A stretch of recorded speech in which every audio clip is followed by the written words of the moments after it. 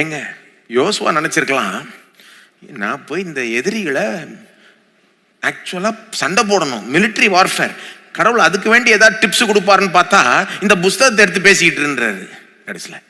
இன்றைக்கு நம்மளும் அப்படிதான் யோசிக்கலாம். ஒருவேளை என்னங்க எனக்கு வேலை இல்லாமல் உட்காந்துக்கிட்டு இருக்கிறேன், நான் குடும்ப பிரச்சனையோட உட்காந்துக்கிட்டு இருக்கிறேன், நான் சவால் இந்த பிரச்சனையை எப்படி சமாளிக்கிறதுன்னு உட்காந்துக்கிட்டு இருக்கேன், எனக்கு ஏற்ற மாதிரி கொஞ்சம் ப்ராக்டிக்கல் டிப்ஸ் சொல்லுவீங்கன்னு பார்த்தா இந்த புஸ்தகத்தை எடுத்து இதை வாயில வை, இதை பேசிக்கிட்டே முன்னுக்கிட்டுன்றீங்களே என்னங்க அப்படின்னு நினைக்கலாம். அது அப்படிதாங்க. இதை கவனிச்சா கடவுள் அதை கவனிச்சிருவாரு.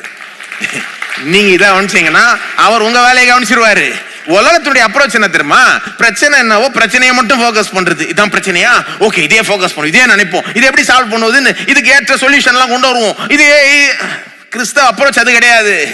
பிரச்சனை என்ன வேணா இருக்கட்டும், ஒரு நிமிஷம் அதை ஒதுக்கிடுறோம், ஆண்டவரை பார்க்கிறோம், அவருடைய வார்த்தையை பார்க்கிறோம், அவருக்கு முதலிடம், அவருடைய வார்த்தைக்கு முதலிடம், அவருடைய ராஜ்யத்துக்கும் அவருடைய நீதிக்கும் முதலிடம். தேவனே சொல்லித்தரார், இப்படிதான் நீ சக்சஸ் ஆக போற, என் வார்த்தை எடுத்து உன் வாயில வை.